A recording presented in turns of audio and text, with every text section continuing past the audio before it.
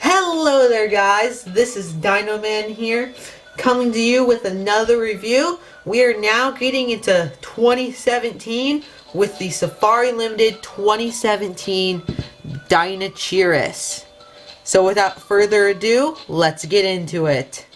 First up, the pose. Now this figure has its head turned very slightly to the right as though it is looking in that direction. One leg is slightly below the other. It's very obvious that it's just kind of standing there, not really doing anything, which I like to see because prehistoric animals wouldn't have spent their whole life, in action or battle or anything like that. They would have spent as much time just hanging out and doing what they do as any normal animal would. The pose is very simplistic since it is not an action pose, but I really like it that it's in a very nice, calm, relaxed kind of pose. One thing that I should point out about this figure though is it is not stable at all. I mean, I really truly do struggle to get this guy to stand on his 2 feet. When I first got this guy, actually, he wouldn't stand on his feet for the life of him. He wouldn't stand to save his life. And that's just because one of the feet was ever so slightly warped. So slightly that it was barely even noticeable. And that caused him to not be able to stand up at all. I don't know why he'll stand up sometimes and why he won't other times, but probably for a lot of this review he's going to be leaning back on his tail just simply because it is a pain to get him to stand up. Overall for the pose, I give him a 9 out of 10. He is very, very cool, very nice, very relaxed, very chill. And that's something I really like about this guy. His eyes don't really look like he's stressed out or anything. He is just kind of hanging out, doing his thing, sightseeing, that kind of stuff. Next up, detail. Now this figure does have lovely feather texturing all along it. I wouldn't say it has individually sculpted feathers, but at the very least has individually sculpted feather clumps. I mean, it is still very, very nice. Has a nice little fan at the end of it. And on the scaly bits, the legs and the hands does have individually sculpted scales, which as you can see, the scales are very, very fine, which is very nice to see. That's a really good level of detail. Has more bird-like scales along the foot part, the top part of the foot. The hands, once again, also have these very fine, individually sculpted scales on them, which is very, very nice to see. On the inner side of the hand, it can get a little lacking on the detail, but it is still kind of there.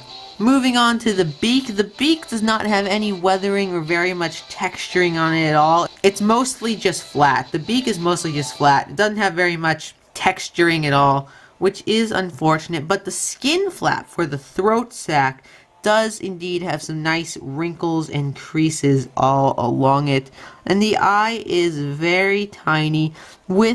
It's so hard to tell for you guys to tell but on the camera, but it does indeed have a iris, like an orange iris with a small little dark pupil on the inside, which is very, very nice to see. Overall, I give this figure another 9 out of 10 for detail. It really is very nice. Not quite as good as it maybe could have been. They could have definitely done a little bit better detailing for the feathers and for the beak, but other than that, it is pretty good. Next up, the paint job.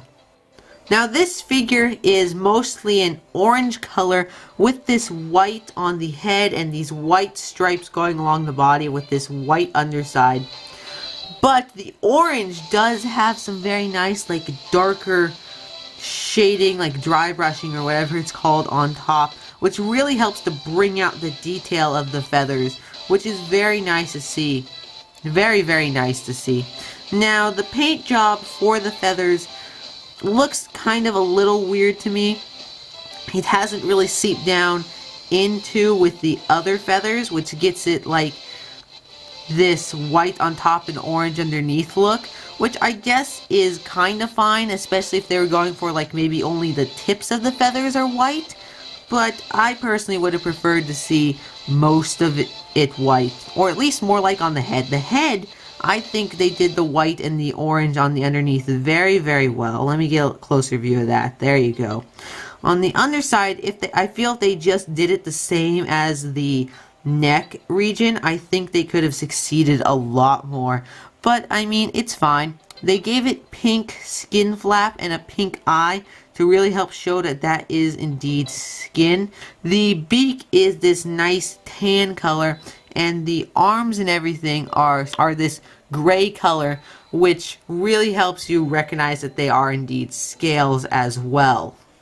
So overall, I give this figure a 8 out of 10 for the paint job. I feel they could have improved some aspects of it, but the colors themselves do blend together very nicely. Now for paleontological accuracy. Now this figure succeeds very, very well when it comes to paleontological accuracy. First off, it is completely covered in feathers, which we do have evidence for it. Since it was an ornithomimosaur, it is very likely it would have been covered in these very fur-like feathers. Now, on Ornithomimus, I believe it is, we have feathers that on the arms that appear more like that of ostrich feathers, where they're kind of like halfway in between these and normal bird feathers. They might be kind of showing that on this figure with some of the white tips on here, but it's super hard to tell. That might very well just be the normal fluff. That would have been nice to see. But they have indeed given it the nice little tail fan at the very tip, which we do think was there because of how the vertebra look at the tip of the tail. It probably did have a tail fan. Next, the beak. It does have a beak. It does have a hump. It has, of course, the 3 toes. Now, one interesting thing I've actually found on this figure is it does not have a dew claw. A small little dew claw anywhere on it. I believe that Deinocheirus had not lost its dew claw, though it might have. I do think it still had it, so I'm not really sure why that's not there. I think it's possible that they maybe just kind of forgot about it, which would be unfortunate. But for the most part, the figure really does seem perfectly accurate. It's got the nice claws, got the long arms. It really is a good representation of this really bizarre ornithomimosaur. My only real complaint about it is I wish it was a little bit bigger, since Deinocheirus was a very large animal. But I mean, at the end of the day, they did depict a Deinocheirus accurately and very well. So I am happy with that. I am going to give the figure a perfect 10 on accuracy. There really is nothing that I found that can really be complained about that we know for certain was or wasn't there. I'm not sure about the toe claw, but I decided not to include that because I wasn't sure. So currently, as of the time that this video is being made, we have a perfectly accurate Deinocheirus. Great job, Safari. Good job on doing this nice, paleontologically accurate figure. Now, before we get to its overall score, let's figure out how big it is and do size comparisons. So starting off from the tip of the beak to the tip of the tail is about 7.5 inches, which is about 18.5 centimeters long. And then to the top of the head, which is the tallest point on the figure, that is about 3 1/4 inches tall and is about 8.5 centimeters tall. Now first up for size comparisons is our constant, the Safari Limited 2017 Velociraptor.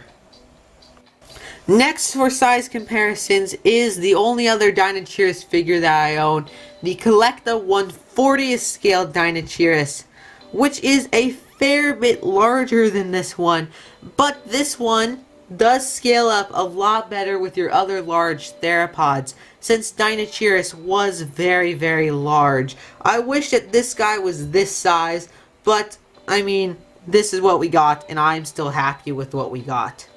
Now for the figure that we reviewed last time, the Papo 2015 Apatosaurus, which is quite a bit longer than this guy. Now for this figure's overall score. Overall, I give this figure a 9 out of 10. It really is another really good figure from Safari Limited. It has a couple flaws, but other than that, it really truly is very good. I definitely recommend you picking it up. It's not the best figure that's ever been made, but it still is very good. But anyway guys, that is it for this review. The next review will be on the Safari Limited 2017 Ionosaurus. I can't wait to see you all then. Dino Man, out.